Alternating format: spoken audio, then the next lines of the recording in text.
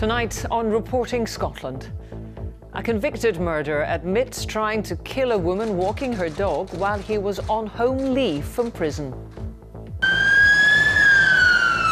Plans to close fire stations and cut the number of firefighters are outlined in a management document seen by the BBC. The father of a toddler whose mother is accused of her murder tells a court his wife admitted killing her. A scheme to support offenders when they leave prison is to be extended to jails across the country. Getting older people onto the property ladder. The Scottish Government offers help to the over 60s. And we're at Pittodrie as the top two in the Premiership prepare to go toe-to-toe.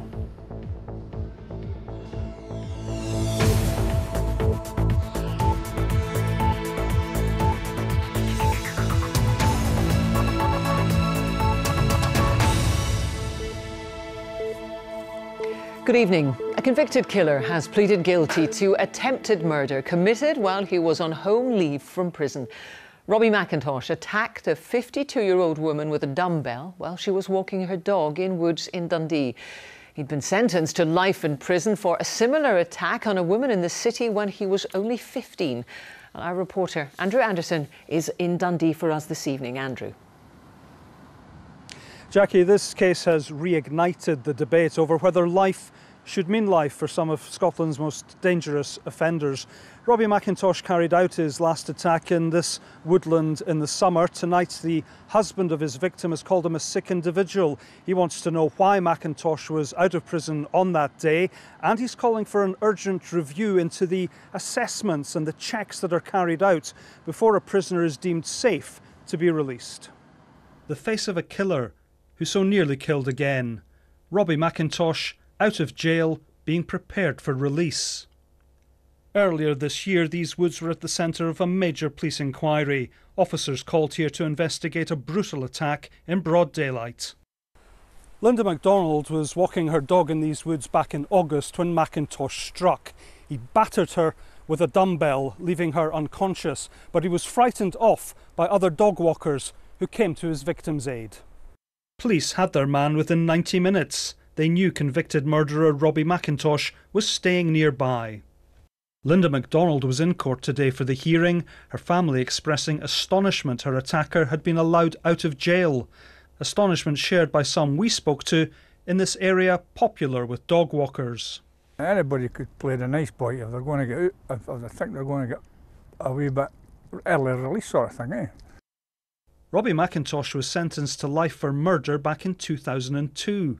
A year earlier, he'd stabbed another lone dog walker to death on Dundee Law. Anne Nicholl suffered 29 knife wounds. McIntosh, who showed no remorse, was ordered to serve at least 15 years, police at the time making their opinion clear. He's extremely calculating. He felt that he wanted to control things. He's a cocky individual, and his arrogance was obvious throughout. McIntosh was being prepared for release on parole. Tonight, the Scottish Prison Service said, home leave is an important part of reintegration, as an individual can be tested on how they cope in the community. A rigorous risk assessment is undertaken. The majority take place without incident. But the McIntosh case has sparked a political row. Obviously, a whole life sentence is not going to be appropriate in every case, but certainly in some cases this has to be a tool that's in a judge's tool bag for the most appropriate cases to simply protect the public. Where there are lessons to be learned, the prison service will consider these issues, but there are very robust processes and procedures in place in assessing individuals before they are released into the community. Robbie McIntosh will return to court next month to be sentenced. He can expect many more years behind bars. Andrew Anderson, Reporting Scotland. Fire stations are to be closed and the number of firefighters cut, according to management documents seen by the BBC. Papers circulated to senior staff in the Scottish Fire Service say that the current model can't be sustained beyond the end of the financial year. Our correspondent Lucy Adams has this report. It's an instantly recognisable service and one the public relies on. it has changed over time. Simon Snorkel claimed to be a real breakthrough in firefighting. But managers say the current model is now 70 years old and needs a radical overhaul. In 2013, Scotland's 8 fire brigades were reorganised into one service. Since then, around 1,000 staff have been cut, but stations and the front line have been protected. But leaked documents say the current model is not sustainable beyond this year and that some fire stations will have to be closed and some firefighters cut. There's a quid pro quo, though. If staff agree to the changes and to taking on new responsibilities, including tackling terrorism and providing emergency medical care, then they'll get a greater pay offer than their counterparts in England and Wales. The union says that dozens of fire engines already have to be taken off operational duties each day because of insufficient crews. So cuts will have an even bigger impact. We're always concerned that if you remove those operational firefighters, and those operational fire appliances, which are, after all, there for a reason, and they haven't been removed as a direct result or response to the risk that still exists within those communities. So they've been removed for a financial reason. There has to be some kind of consequence or compromise somewhere. But Scotland's fire chief says change is essential. Do we need the fire stations, the number of fire stations that we've got? Is it appropriate for a modern service delivery model? Is it the best way to achieve improving outcomes? And by outcomes, what I'm talking about is, does it help us to save lives? He admits there are fire engines which can't be used with current staffing levels. We could have anything between 60 and 100 appliances unavailable across Scotland. And we really need to address that, and that is part of the conversation. This conversation is driven by changes in circumstance and how do we address this, because we deliver a vital service. Well, Lucy is with me. Lucy, you broke this story and it was deemed to be important enough to be raised in the Scottish Parliament this afternoon. Well, yes, and it led to quite a rammy in the Scottish Parliament. Scottish Labour was granted what's called an urgent question following the BBC's revelations, and they said that this should not be happening, but the Scottish Government said they've increased investment in the fire service, but there was a big discussion and debate about whether that's enough. Since the establishment of the Scottish Fire and Rescue Service in 2013, there have been no compulsory redundancies and frontline services have been protected with no closure of any fire stations in Scotland. The Minister should also accept that there has been a reduction in the number of firefighters, and it's an insult to firefighters to refuse to acknowledge that. So this story is not just about seeing certain fire stations closing in future or having less firefighters, but a complete change to what the fire service looks like and what it does. The documents say, for example, they're already introducing smaller, more modern fire engines which require less crewing, but they've been controversial elsewhere because they don't do everything that the larger appliances do. In addition, if firefighters agree to these changes, you could see, for example, these being the first people who treat you if you suffer a heart attack. Now, up until now, these documents have been for managers' eyes only. They're now being discussed with firefighters, and we know that in January there'll be a full public consultation. But what they make clear is that no change is not an option. Lucy, thank you. The husband of a woman accused of murdering their toddler daughter has told a court that his wife admitted to him she had killed their child. Suleiman Ahmed said his wife Sadia admitted it to him just days before she was detained by police. Sadia Ahmed denies murdering their 14-month-old daughter Inaya. Aileen Clark reports.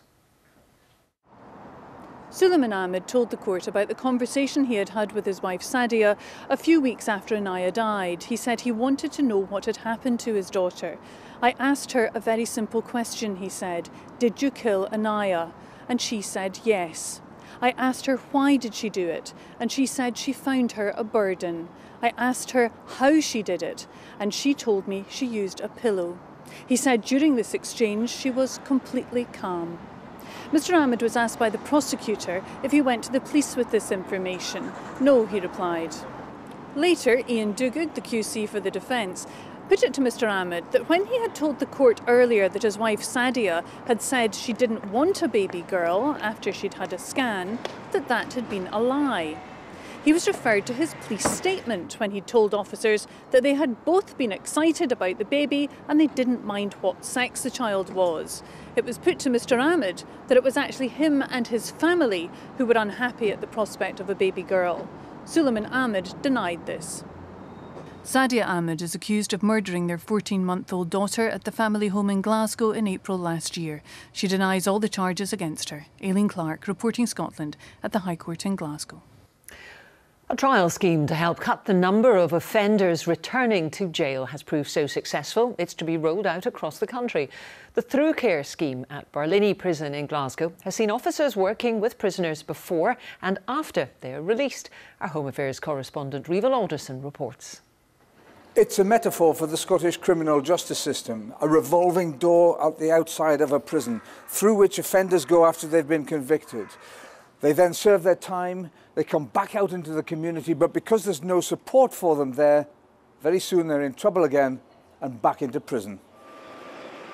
Walking with his fiancée, Aaron Ramsey has 117 convictions for offences to fund a drug and alcohol habit. He jokes he had a Barlinnie loyalty card. That was until 2.5 years ago, when the new Through Care scheme at the jail changed his life. It was just a friend in prison, a friend in prison, a friend in prison. But what triggered me was getting a text at, it was either 12:05 or 1:05 in the morning off a Through Care worker. Please contact and let us know you're okay.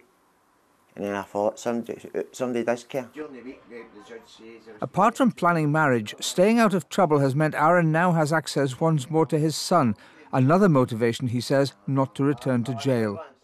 Hey, remember the day I got out of jail and they asked me that? That late-night phone call came from prison officer Julie Cree. She has more than 20 years' service and before taking on this new role, couldn't understand why offenders kept coming back.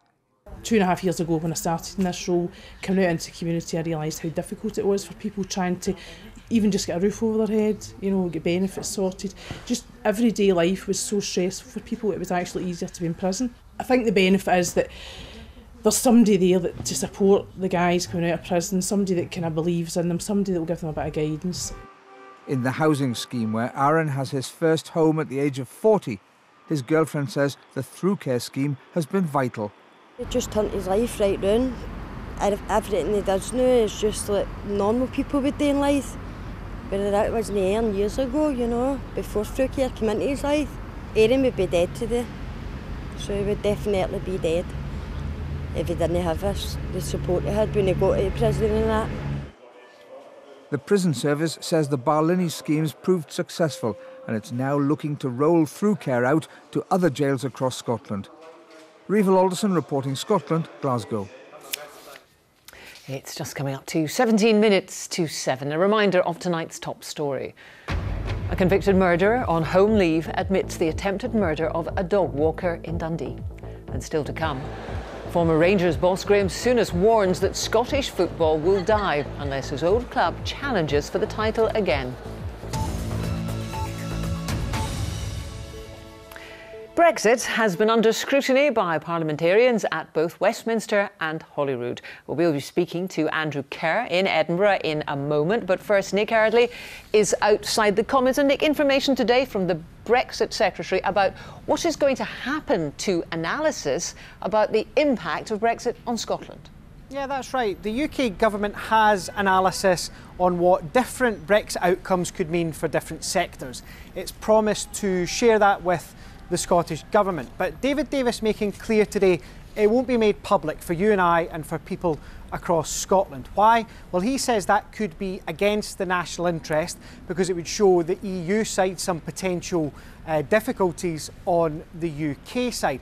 The Scottish Government fundamentally disagrees with that approach. They think the UK Government needs to be more transparent. Nicola Sturgeon says the public has a right to know. Some people in the Parliament behind me are worried people won't be able to prepare if they don't know what could be coming. Some think it's being kept under wraps because it's bad news. And Andrew, at Holyrood, MSPs have backed a motion rejecting a no-deal Brexit. Yes, that's right, Jackie. This was a debate at the Scottish Parliament here, led by the Scottish Government, saying that a no deal in the Brexit negotiations was not an acceptable outcome. Parliament backed that, of course. The Conservatives voted against. Mike Russell, the Brexit Minister, was saying that it would be foolish to have this kind of deal. He said no deal is a no deal, in fact. Well, speaking for the Conservatives, the MSP Adam Tompkins said the UK government didn't want a no deal. They wanted a bold, ambitious and comprehensive free trade arrangement with the rest of the European Union. Jackie, deal or no deal, we're still a quarter of the way through these difficult negotiations. Thank you very much, Andrew. And to Nick at Westminster. With the average age of a first-time house buyer being 30, you might think it unusual that people would want to get onto the property ladder at 60. But today, a shared equity scheme was announced by the Scottish Government, specifically for that age group. Suzanne Allen can tell us more. Jean was living in a mid-terraced house in Renfrew, but with a bad knee, the stairs were getting too much for her. Wanting to live on one level, she looked into buying a flat and found a shared equity scheme in Paisley designed for older people. It was much easier to find a property where everything was in the flat, that I didn't have to go upstairs to get to the toilet, you know. I was getting upstairs puffing and panting by the time I got there. So would she recommend it to others? If they have, like I had, if they have a property to sell with no ties, that they're going to have that money to spend, yes, by all means, go ahead and do it. Shared equity is where the owner buys the biggest chunk of a property, around 60 to 80%, and the Scottish Government pays the rest. When the property is sold, the owner gets back their share of the selling price, and the Government takes their stake too. The Housing Minister says it might work for those wanting to downsize or buy a retirement home, with the added benefit of keeping the housing market moving. It may free up social housing, it may free up housing in the private sector for families, and I think that that's advantageous. But this is about opening up options for older people. Age Scotland welcomes the scheme, but say it's important to get financial advice. What they need to take care of is that they don't overstretch themselves financially, that they budget for all the costs that are associated with home ownership, paying for things like repairs and insurance. This scheme has worked for Jean. She's happy with her view of Paisley Abbey and sunny mornings. Suzanne Allen, reporting Scotland. Football now, and the top two teams in the Premiership go head-to-head tonight at Pittodrie. That's Aberdeen versus Celtic. The Scottish champions won all 6 games against their closest rivals last season, but as David Curry reports, Aberdeen supporters are hoping this time is different. There were still a few tickets left today for what these fans think could be the Dons' date with destiny, or rather a first win over Brendan Rodgers' Celtic. It's a good head-to-head, I like it. It's been coming a long time, and it would be fine to just bust Brendan's bubble if we could. What are you thinking? Can Aberdeen do it, and why? Yeah, because they're amazing. Yeah, they can do it. They can just do it. Going into tonight's match here in the Granite City, there's very little between the teams. They are level on points at the top of the Scottish Premiership table, separated only by goal difference, and they're both enjoying unbeaten runs. For Aberdeen, it's 11 league matches. For Celtic, it's 48. And the Scottish champions haven't lost a match in any Scottish competition for 60 games. Is there to be a late winner this time around? That includes the last meeting between the teams in the Scottish Cup final in May. It's Tom Rogic! Crowning an unbeaten season and earning Brendan Rodgers' team the nickname the Invincibles. You're no trying to tell me we can't win a game against them, you know, and I think there'll be a lot of teams who fancy will always be confident getting in against them, but it's a tough ask. The team that gives you the biggest challenge. They ask you more questions than any other team, get more attacking threats than any other team. That's why Celtic won a treble of domestic trophies last season. I'm sure the manager's mentioned that in his new book. but he's also sharing words of wisdom about tonight's match. We don't underestimate going to Pittodrie. In my time, I've been up there twice, has been difficult games for us, and so we'll expect exactly the same. A very committed team that have started the season well in terms of their results, and they'll want to do well at home. If Aberdeen do end Celtic's winning streak, perhaps the club shop can expect a run on Dons-themed novelty items. They're already doing a roaring trade in Angus the Bull footstools. Thank you very much. Well, for more in the build-up, let's go to David at Pittodrie. David. Yes, good evening, Jackie. Now, I've got a very special guest with me tonight. It's the former Aberdeen captain, manager and director. What a build-up. It's Willie Miller. Willie, good evening. Supporters I've been speaking to today, they're all Aberdeen fans, all confident. Do you share that confidence? And if so, tell me why. Well, I think they should be confident there, but in reality it's going to be a really tough game for Aberdeen. You know, Celtic are a magnificent side, they've proven it, 60 domestic games in the trot without defeat. So it's a huge challenge for Aberdeen, but there's no doubt that the Dons fans should feel confident about the game, simply because they've started the season extremely well and they seem to be into a nice flow and a nice pattern themselves. Now, Celtic, their diary's been full. They've had Champions League game there, and they've had the League Cup semi-final. Aberdeen have had a couple of weeks rest and relaxation. Does that play in the Dons' favour? Well, it should. Theoretically it should.